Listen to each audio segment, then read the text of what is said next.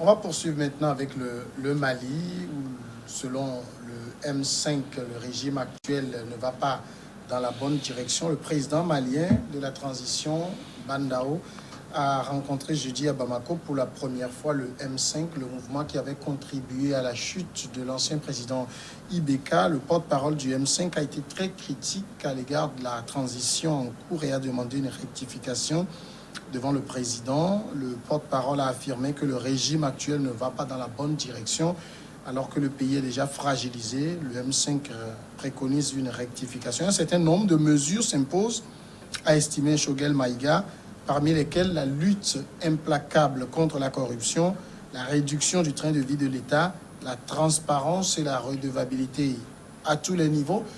Comme Imayaba, on se rappelle que lorsque Ibeka a chuté et qu'il fallait maintenant mettre en place une transition, le M5 a quasiment été écarté. D'ailleurs, la transition malienne cherchait même un peu à décapiter ce mouvement. Finalement, ce mouvement semble tenir bon et analyse ces transitions comme allant dans la mauvaise direction, disons-le clairement. C'est quoi? C'est parce qu'ils ont été exclus qu'ils tiennent ce propos, d'après vous? Non, je ne crois pas. Je ne crois pas parce que quand vous regardez sur toute la ligne, depuis que cette transition a été mise en place, et c'est l'actualité, puisque comment appelle-t-on, le M5 n'a pas encore vu les résultats par rapport à ce que qu'on a donné cette transition jusqu'alors. Donc c'est pourquoi elle demande à ce que, par rapport à ce qui s'était passé, parce que vous savez que l'armée, même quand elle s'était accaparée du pouvoir, ne voulait même pas que la société civile même participe à cette transition, ni n'était l'intervention de la CEDEAO pour peut-être recadrer la donne, les choses s'empireraient. Donc aujourd'hui, après, à mi-parcours, je crois que le M5 aurait fait le constat que ce qu'ils attendaient n'a pas été. Ils n'ont pas le résultat de ce qu'ils devaient avoir. Donc, qu'est-ce qu'il faut faire? Maintenant, il parle il faut redéfinir les nouvelles bases ou les nouvelles directives à donner à cette transition pour pouvoir assouvir ou pour pouvoir peut-être répondre valablement par rapport au principe qui a été donné. Mais ce que moi je dis, vous savez, la transition, quand, par exemple, ce qui est en train de se passer au Mali, c'est ça qu'on est en train de vivre même au Tchad. C'est ça on verra partout. On verra peut-être un président déchu ou un président qui n'a pas allé au terme de son mandat. Il faut peut-être quelqu'un qui vienne ou c'est une révolution qui emporte quelqu'un. On va toujours assister à ces genres de situations. C'est pourquoi tout ce qui peut arranger, c'est que lorsque vous êtes dans un régime, peut-être un régime qui est démocratique, il faut aller aux élections. C'est le peuple qui décide de celui qui peut gouverner le pays. Et donc, par rapport à ce qui est en train de se passer, je crois que le M5 est dans son rôle d'analyse. Parce qu'ils analysent, ils estiment que tout ce qu'ils attendaient de cette transition n'est même pas encore, la moitié n'est même pas encore atteint. Donc, il faut réorganiser cette transition-là et redéfinir d'autres bases pour pouvoir conduire le pays. Mais ça va être un peu compliqué parce que c'est 18 mois pour organiser des élections, je crois, au Mali. Et aujourd'hui, le M5, s'il faut dissoudre, je parle du M5, de cette transition, il faut la dissoudre et réorganiser les nouvelles stratégies. Je crois que ça doit être un peu compliqué parce que ça va retarder encore les échéances qui sont prévues pour 18 mois. Et donc, qu'est-ce qu'il faut faire? Je crois qu'il va falloir que cette opposition, c'est ce mouvement, le M5, doit s'asseoir avec la transition, le mois de transition, pour définir ensemble quels sont les manquements qui ont eu lieu, à quel niveau il y a manquement, pour quand même ensemble, ils vont chercher des solutions à tout prix. Parce qu'actuellement, s'ils ne savent pas faire l'option qu'ils optent actuellement par rapport au manquement qu'ils relèvent au niveau de cette transition, et ils ne vont pas reconnaître ça comme ça. Alors que vous savez que c'est la CEDEAO qui était à l'avant-garde sur toute résolution de cette crise-là. Donc, il faut faire appel encore à cette CEDEAO ou comment est-ce que les choses vont se définir. Je crois que c'est bien de relever, mais il faut quand même autour d'une table discuter pour voir éventuellement quelles sont les solutions, les apports qu'on peut apporter pour quand même sortir de cette situation-là. Parce que dans tous les cas, il faut une élection. Parce que c'est une transition. Quand on parle d'une transition... L'élection est programmée pour janvier 2022. 2022, oui. Alors, ce que vous dites, c'est un peu la position du président de la transition, Bandao, qui dit que c'est avec beaucoup de plaisir et de sérieux que je prends en compte tout ce qui a été dit par le président Choguel, je voudrais simplement vous demander votre accompagnement dans ce labeur. C'est ce qu'a dit Bandao, mais dans la lecture des choses au niveau du M5, on semble être plus dans une logique de dissoudre l'actuel gouvernement de transition en vue de mettre en place des organes plus représentatifs. Oui, et c'est logique parce que le M5, dès le début de la transition, s'est positionné comme une opposition à au gouvernement de transition. Et vous n'êtes pas sans savoir que le M5 a apprécié le coup d'État, mais n'avait pas apprécié que les militaires dirigent la transition. Ouais. Et de surcroît, ils ont été carrément écartés de cette transition. Et la solution, l'alternative pour leur existence politique, c'est qu'ils se sont positionnés comme opposants, opposition à cette transition-là. C'est en vue, cette positionnement, c'est un calcul. Ouais. Et en vue des élections futures. Mais donc, dès le départ, ils n'avaient pas vraiment été associés non plus. Oui, c'est ce que je dis. Donc, on a quand même, quand on n'a pas été associés, peut-être qu'ils attendaient être associés pour pouvoir peut-être conduire même la transition et mettre en place leur stratégie par rapport à ce qu'ils avaient prévu pour faire partir IBK. Mais ça n'a pas été ainsi. Donc maintenant, ils se positionnent comme une opposition pour pouvoir gagner les élections futures. Donc maintenant, tout ce qu'ils disent comme critique envers cette transition, c'est dans la logique d'une opposition. Ils savent bien, moi je crois, qu'ils savent bien que cette transition est enclenchée, on ne peut plus revenir en arrière, mais ils tiennent des propos politiques et d'une opposition pour pouvoir être à chaque fois vu comme une alternative à ce qui se fait. Vous voyez, ils parlent de mauvaise gouvernance, de corruption, les mêmes choses qu'ils avaient mis en avance pour exiger le départ d'IBK. Est-ce que ces mêmes choses-là, c'est ce qu'ils avancent par rapport au gouvernement de transition, est-ce que c'est c'est vrai? Est-ce que le gouvernement de transition, la corruption qu'il y avait avant, la mauvaise gouvernance qu'il y avait sous IBK, dont ils avaient dénoncé la montée, est-ce que c'est la même chose présentement? Bon, on ne peut pas dire que c'est vrai. Donc, les propos qu'ils tiennent, ils sont allés voir le gouvernement. Le chef du gouvernement a demandé leur accompagnement. Ils ne vont jamais le faire parce qu'ils seront toujours opposants à ce gouvernement en vue des élections prochaines. Donc, pensez que ce que dénonce le M5, parce qu'ils disent que ils dénoncent plusieurs choses aujourd'hui, parmi lesquelles la lutte implacable contre la corruption qu'ils ne voient pas. Ils exigent la réduction du train de vie de l'État, la transparence et la redevabilité à tous les niveaux. Et c'est ce que dit Beausoleil Obekou. On se rappelle, c'est sur ces mêmes griefs qu'on avait exigé le départ d'IBK. Donc pour eux, ce gouvernement de transition ressemble en fait à l'ère IBK.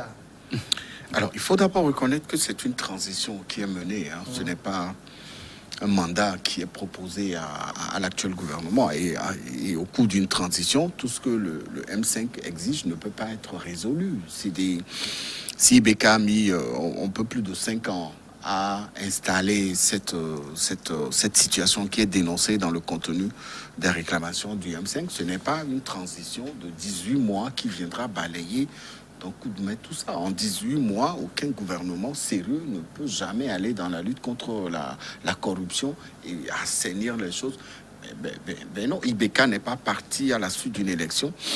IBK, il est parti à la suite d'une mobilisation populaire qui a reçu le soutien de l'armée et qui l'a obligé à quitter le pouvoir. Donc il y a une réalité qui est sur le terrain. Et donc l'armée malienne a pris le pouvoir, il y a une transition qui a été mise en place.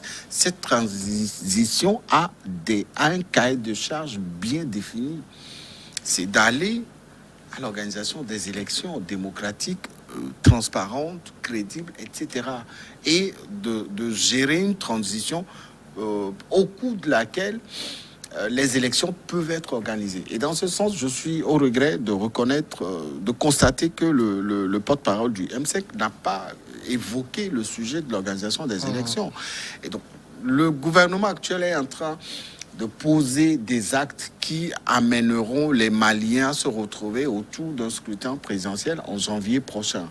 Si, dans le cas d'espèce, le M5 estime que le gouvernement actuel n'est pas sur la bonne voie, il revient à ce M5 de faire des propositions, mais demander la dissolution d'un gouvernement à quelques mois des prochaines élections, alors que des missions sont assez importantes et qui sont fixes pour la transition, c'est quand même un peu exagéré.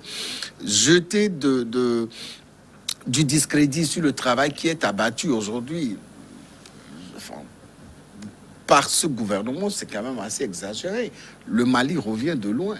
Et la responsabilité doit être partagée. Je pense que le M5 doit comprendre aussi qu'il a sa part de responsabilité dans ce qui se passe aujourd'hui, même si ce mouvement n'est pas associé à la gestion des affaires publiques aujourd'hui au Mali. Mais il est dans son rôle d'opposant. Il s'oppose, mais qu'il propose, les propositions qu'il avance, dissoudre le gouvernement, lutter contre la transition, lutter contre la corruption, etc., ne relèvent pas des prérogatives de l'actuel pouvoir de transition au Mali. Les missions qui sont fixées pour cette transition sont très bien connues. Et je pense que c'est ensemble. Et c'est à cela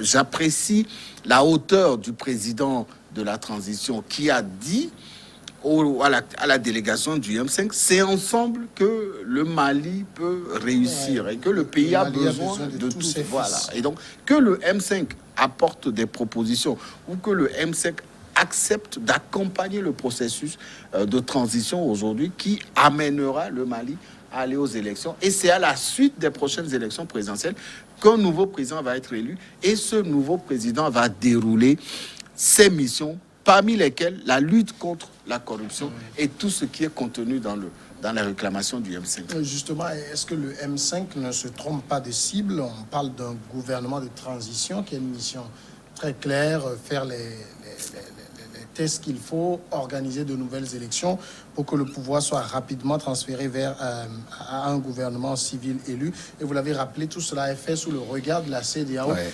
Est-ce que le M5 n'est pas ici en train d'attendre de ce gouvernement ce qu'un gouvernement élu normal devrait faire? Oui, c'est ce que je rejoins David qui disait tantôt que le M5 n'est pas dans l'optique d'organisation des élections. On risque même d'assister à un scénario. Ce qui même est arrivé peut-être à IBK peut peut-être arriver à cette transition parce que vous connaissez la force de M5. Seul le peuple malien, c'est un peuple têtu. C'est un peuple, quand il décide, plus rien ne l'arrête. C'est pourquoi il va falloir qu'on arrête vite l'hémorragie parce que ce qui est en train de se tramer, d'abord, ils sont en train de penser à une dissolution de cette transition pour mettre en place peut-être une stratégie pour pouvoir faire entrer tout le monde. C'est-à-dire que la société civile et tout le monde va appartenir à cette transition. Alors, sous le regard impuissant ou sous le regard de la CEDEAO, qui était même le médiateur même de cette crise-là, je crois que ce qui est en train de se lever comme voix, la CEDEAO devait quand même commencer à mener des dialogues ou des concertations avec le M5 et avec la transition pour peut-être trouver un terrain d'entente. Parce que la logique de M5 aujourd'hui, ce n'est pas aller au bout des élections. Enfin, ce n'est pas aller jusqu'aux élections, mais c'est de corriger les manquements qu'ils ont constatés, mais justement en dissolvant cette transition et en intégrant, en redéfinissant d'autres bases qui puissent mobiliser tout l'ensemble du peuple malien pour gérer le pays. Alors, l'option dans laquelle se trouve le Mali actuellement, c'est que c'est la transition. C'est ce que le M5 n'arrive pas à reconnaître. Parce qu'un pouvoir qui est en transition, ce n'est pas les affaires, on peut le dire même comme ça, que c'est des affaires courantes que cette transition est en train de gérer. Et il n'a pas le pouvoir en plein temps. C'est 18 mois d'élection, parce qu'actuellement, tout ce qui a été comme dérive après le départ de IBK, aujourd'hui, c'est le M5 qui va baliser tout et organiser des élections. Si le mouvement de M5 considère ou suppose que ce mouvement n'est pas légale ou légitime pour pouvoir aller jusqu'aux élections, je crois que ça risque de poser un véritable problème. Et c'est là que j'interpelle même. Il faut interpeller la CEDEAO pour quand même demander à ce qu'il y ait un dialogue ou un dialogue tripartite. Peut-être le M5, la CEDEAO puis le mouvement de transition se mettent d'accord. Quelle est l'option qu'il faut opter, parce que ce qui reste pour l'organisation des élections, le temps n'est pas encore n'est relativement pas long. On peut quand même gérer en attendant que des petits problèmes qu'on est en train d'évoquer. En toute gouvernance, il y a toujours ces manquements. C'est ce qu'on reprochait à IBK. C'est les mêmes qui se retrouvent en moment, en cette transition. Alors, pour le faire, il faut aller aux élections, élire un président digne, et parce que ceux-là, c'est des gens qui sont en train de gérer des affaires, peut-être pour baliser le terrain à leurs élections, comme je le disais tantôt. Je crois qu'il y a un travail qui doit se faire, pas seulement avec le M5 et la transition, mais il faut ceux qui étaient à l'avant-garde, ceux qui étaient dès le début de cette crise-là, doivent quand même commencer à intervenir pour peut-être arrêter vite l'hémorragie. Mais est-ce que le M5 ne se donne pas une importance qu'elle n'a plus aujourd'hui, en fait? Parce que on se rappelle, le M5 avait pris de l'ascendance à l'époque, surtout grâce à l'imam Mahmoud Diko et à d'autres figures religieuses. Toutes ces personnes aujourd'hui ont pris quelque peu fait et cause pour la transition, finalement. Mais au fait, quelle est une importance aujourd'hui ou pas, le M5 veut se positionner comme le mouvement politique ou bien le parti politique ou la mouvance politique la plus crédible, l'alternative à ce qui se fait officiellement. Donc, elle se positionne pour les élections, mais quitte aux membres de ce mouvement de mieux s'organiser. Et s'organiser mieux aussi, c'est de voir la réalité en face. On ne peut pas mettre fin à cette transition. Ça, c'est hors de question. Et tout le monde le sait. Un vrai politicien, les vrais analystes, les vrais observateurs vous diront qu'on ne peut pas mettre fin à cette transition. Et la solution la mieux crédible, la solution la plus simple pour le peuple malien et y compris pour le M5, c'est d'accompagner ce gouvernement de transition afin d'avoir des élections crédibles. Parce que le M5 est un mouvement politique qui a appelé à venir au pouvoir et à diriger le Mali et à mettre en place son programme pour montrer au peuple malien, ça on l'attend sur ce point, ce qu'il avait reproché à IBK et qui continue par reprocher à ce gouvernement de transition, il aura le temps, peut-être si le peuple du Mali, le peuple malien lui accorde son suffrage et le moment venu, à démontrer à ce peuple que ce qu'il reprochait à ses prédécesseurs, il pouvait l'appliquer et faire évoluer le Mali. Mais maintenant, toutes les voix, toutes les énergies doivent être fédérées pour accompagner la transition jusqu'à son terme. Parce qu'au terme de cette transition, il y aura une élection. Et moi, je dis déjà que le peuple malien doit cesser de croire que à chaque fois qu'il y a des problèmes dans ce pays, dans ce pays-là, il faut une révolution, il faut un soulèvement pour faire partie d'un gouvernement, un régime que lui-même a élu démocratiquement. Ils doivent mettre fin à ça parce que ça s'est passé au Mali, je crois que c'est la deuxième ou la troisième fois maintenant où on fait partir un président démocratiquement élu. Ça ne fait pas avancer le pays. Ça fait reculer toujours le pays. On le disait peut-être pour le Tchad, mais chez eux aussi, je pense qu'il n'y a pas encore eu de passation de pouvoir entre deux présidents. Une vraie passation de pouvoir entre deux présidents au Mali, on n'a pas eu. Donc, il faut que ça cesse. Et vivement que cette transition aille à son terme, ça va aller à son terme, ça c'est sûr. Mais il faut que de vraies élections crédibles, inclusives soient organisées et que tout le monde s'accorde à dire que plus jamais les coups d'État au Mali, qu'il faut un gouvernement démocratiquement élu et qu'il faut que chaque gouvernement, chaque président élu puisse aller au terme de son mandat et juger ces régimes-là par rapport à leur travail et à leur programme qu'ils ont exécuté. Alors, je me rappelle, il y en a eu quand même un entre Alpha Omar Konaré et ATT. Voilà. Il y a eu un passage de témoin entre les deux. Alors, du côté de la transition, quand même, on ne peut pas non plus s'excuser pour évoquer le cahier de charge, dire qu'on a un cahier de charge très concret, donc les questions de gouvernance, on ne peut pas s'en occuper. Non, la transition est en train de faire ce qui est dans ses capacités. Elle a une mission fixe. Et cette mission, elle lui a été dévolue par la CEDEAO et par l'ensemble du peuple malien. Et donc, cette transition a choisi de rester dans cette logique-là, d'aplanir le terrain, de favoriser l'organisation des élections. Et dès qu'un nouveau président arrive, il va s'occuper des questions d'ordre social. Ça ne relève pas de ces... On est en transition, mais si la corruption continue, si le train de vie de l'État continue de peser sur le budget national, il y a nécessité que quelque chose soit fait. Oui, il y a nécessité que quelque chose soit fait, on est tous d'accord, mais est-ce qu'aujourd'hui le Mali dispose de ces capacités-là pour pouvoir apporter des solutions concrètes aux Maliens aujourd'hui? Moi, je le disais tout à l'heure, la transition est arrivée au pouvoir à la suite du départ de Ibeka. Tout le monde sait les conditions dans lesquelles Ibeka était parti.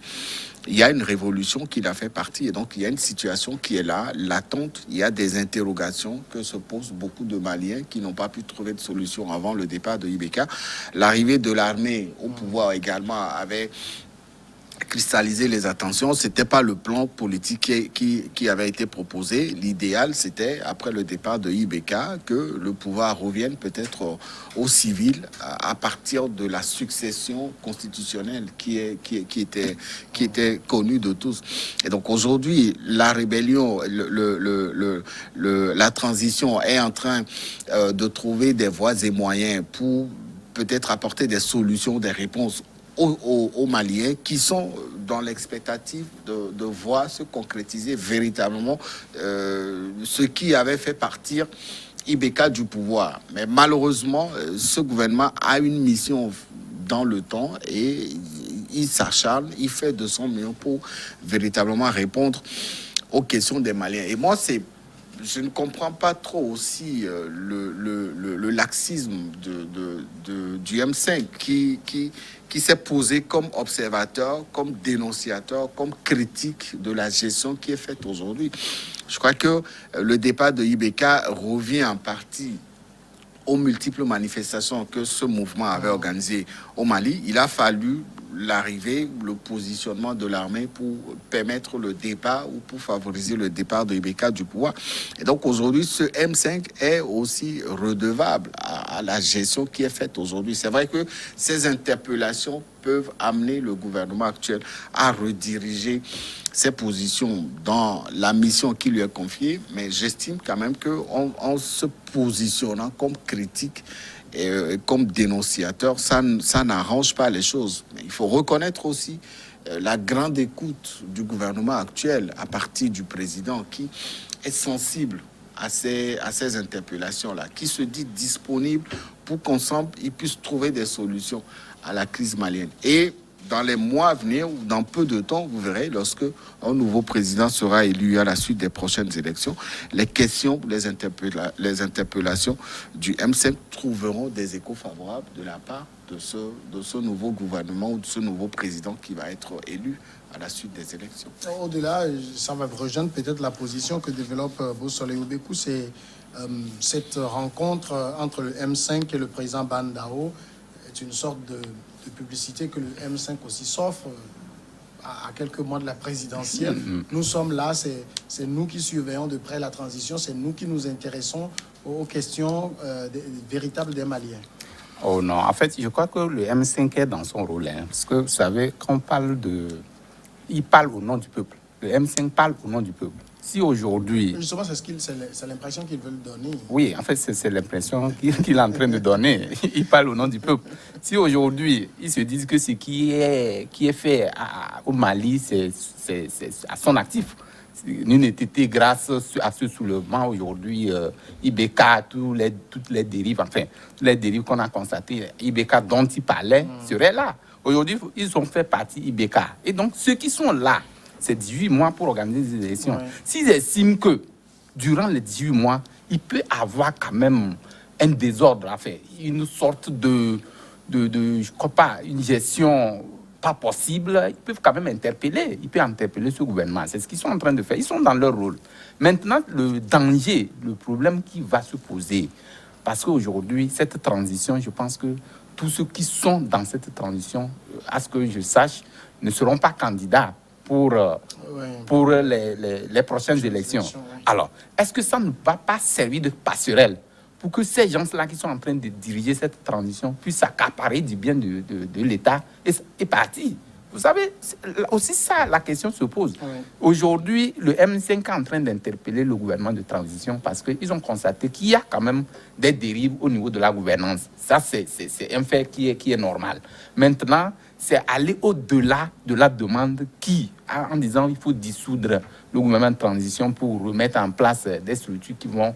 Ils ne parlent même pas d'élection. Je crois que c'est là qu'ils ont monté trop les enchères. Mais quant à ce qui concerne la publicité dont vous parlez, je ne pense pas que ça fait partie de la publicité. Mais aujourd'hui, je crois que quand il va s'agir d'élections, le M5 aura quand même son candidat. Et donc, le candidat, puisque aujourd'hui, c'est deux camps qui sont déjà opposés au Mali. Il y a le M5 et puis, et le camp militaire. Parce que quand vous voyez déjà la plupart de cette transition, enfin, le gouvernement de cette transition, la plupart appartient aux militaires. Hein. Et donc, aujourd'hui, ils interpellent ce gouvernement, surtout, ils pensent que c'est l'armée qui est toujours au pouvoir. Et donc, comme quoi, s'il n'y a pas quand même quelque chose qui est fait en amont, on risque même d'aller à la catastrophe. C'est ce qu'ils sont en train d'interpeller. Maintenant, qu'entre-temps, si le gouvernement de transition estime que la demande ou la requête qu'ils sont en train de lancer à leur encontre est légitime, il peut peut-être négocier une table ronde, discuter éventuellement pour voir quelles sont les approches de solutions qu'il faut évoquer pour pouvoir organiser des élections. Ouais. D'accord. On va marquer maintenant la grande pause et nous reviendrons dans une dizaine de minutes pour continuer avec le Burkina Faso.